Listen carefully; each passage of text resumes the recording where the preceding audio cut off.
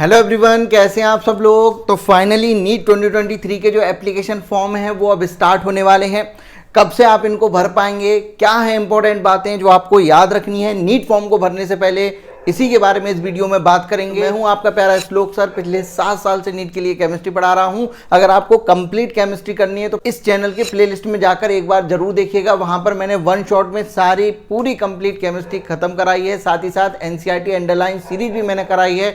तो दोनों चीजें आप बहुत अच्छे तरीके से देख सकते हैं। अब बात करते हैं नीट 2023 के जो एप्लीकेशन फॉर्म है वो कब से स्टार्ट होंगे। तो ये स्टार्ट हो जाएंगे आपके 1 मार्च से, और ये बात खुद एनटीए के डायरेक्टर ने बोली है। अब बात आती है कि क्या क्या चीज़ें आपको ध्यान रखनी है। बहुत सारे बच्चे अभी भी परेशान हैं एलिजिबिलिटी को लेकर, तो मैं आपको बता दूं, देखिए कौन कौन से बच्चे नीट 2023 के एप्लीकेशन फॉर्म को भर सकते हैं। साथ ही साथ आपको कौन कौन सी इंपॉर्टेंट चीज़ें हैं जो फॉर्म के लिए चाहिए होंगी, फॉर्म को भरने से पहले आपके पास होनी ही चाहिए, वो मैं आपको एक बार यहाँ पर बता देता हूँ। तो देखिए भैया, कौन कौन दे सकता है नीट का फॉर्म। सबसे पहले तो जो 12th में इस बार हैं वो दे सकते हैं, जो इस बार एग्जाम दे रहे हैं, या फिर आप 12th पास हैं तब आप दे सकते हैं, ठीक है ना। आपके पास सब्जेक्ट होने चाहिए फिजिक्स, केमिस्ट्री, बायोलॉजी और इंग्लिश भी होना चाहिए। इनमें आप जो है 12th में पास होने चाहिए, और फिजिक्स, केमिस्ट्री, बायोलॉजी इन तीनों को मिलाकर अगर आप जनरल कैटेगरी में हैं तो आपके जो है एग्रीगेट मार्क, इन तीनों के मार्क्स को मिलाकर जो भी मार्क्स हो रहे हैं उसका 50% आपके पास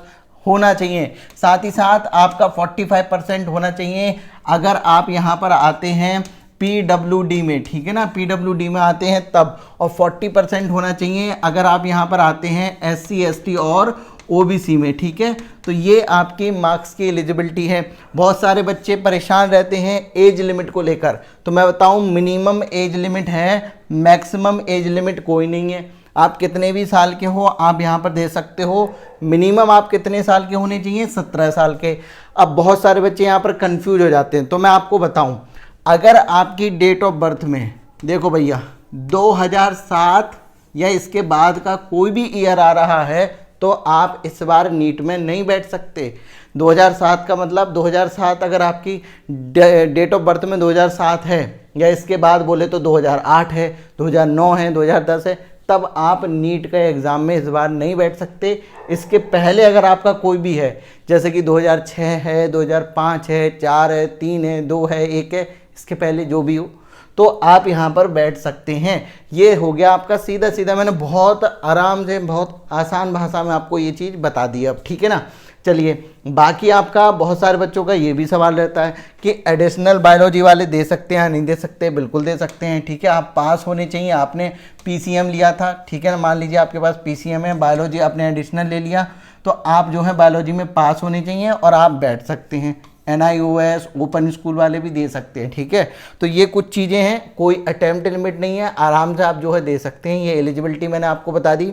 अब फॉर्म भरने से पहले आपके पास क्या क्या होना चाहिए ये भी मैं आपको बता देता हूँ यहाँ पर।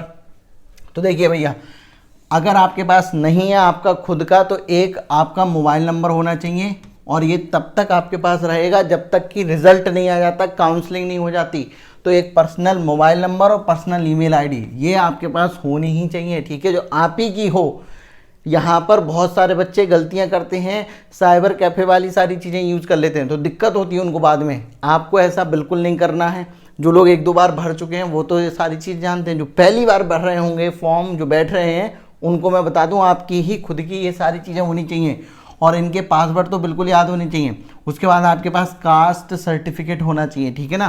कास्ट सर्टिफिकेट, EWS सर्टिफिकेट अगर आप EWS कैटेगरी में हैं तो, और आपके पास होना चाहिए PWD सर्टिफिकेट, ठीक है। अगर आप यहाँ पर डिसेबिलिटी अगर आपकी कोई है तो उसका सर्टिफिकेट आपके पास होना चाहिए। साथ ही साथ आपके पास होनी चाहिए यहाँ पर 10th की मार्कशीट, 10th की मार्कशीट होनी चाहिए।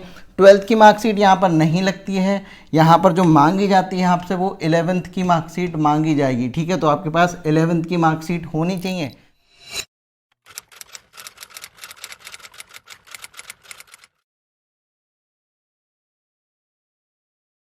साथ ही साथ आपके पास आधार कार्ड होना चाहिए। एक चीज़ याद रखना, कई सारे बच्चे यहाँ पर गड़बड़ करते हैं। 10th की मार्कशीट और आधार कार्ड में जो भी डिटेल है वो कैसी होनी चाहिए, आपकी सेम होनी चाहिए। मतलब जो डेट ऑफ बर्थ यहाँ 10th की मार्कशीट में है वही date of birth Aadhaar card में भी होनी चाहिए। बहुत सारे बच्चों की फिर गड़बड़ हो जाती है, दिक्कतें हो जाती हैं, ठीक है। फॉर्म रिजेक्ट हो सकता है या आगे चल के काउंसलिंग में दिक्कत हो सकती है, तो ये सारी चीज़ें याद रखना।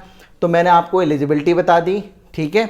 मैंने आपको बता दिया कौन कौन से इंपॉर्टेंट डॉक्यूमेंट हैं जो आपको रिक्वायर्ड हैं। आपके जो एप्लीकेशन फॉर्म है वो 1 मार्च से स्टार्ट हो जाएंगे या मार्च के फर्स्ट वीक से आप फॉर्म भर पा रहे होंगे। तो ये सारी चीज़ें अपनी तैयार कर लीजिए। कोई भी अगर आपका सवाल है, कुछ भी और जानना चाहते हैं, आपका पर्सनल कोई भी सवाल है, मैं सारे सवालों के जवाब देता हूं, तो आप मुझसे कमेंट सेक्शन में पूछ सकते हैं। साथ ही अगर आपने इस YouTube चैनल को अभी तक सब्सक्राइब नहीं किया तो सब्सक्राइब कर लीजिए, बेल आइकन को प्रेस कर दीजिएगा। इसी तरीके की इंपॉर्टेंट इन्फॉर्मेशन अब मैं आपके लिए लेकर आता रहूँगा। आपके फॉर्म से रिलेटेड, आपकी काउंसलिंग से रिलेटेड पूरी कंप्लीट गाइडेंस आपको यहाँ पर मिलेगी। तो इस चैनल को जरूर सब्सक्राइब कर लीजिएगा। मिलता हूँ आपसे नेक्स्ट वीडियो में। Thank you so much.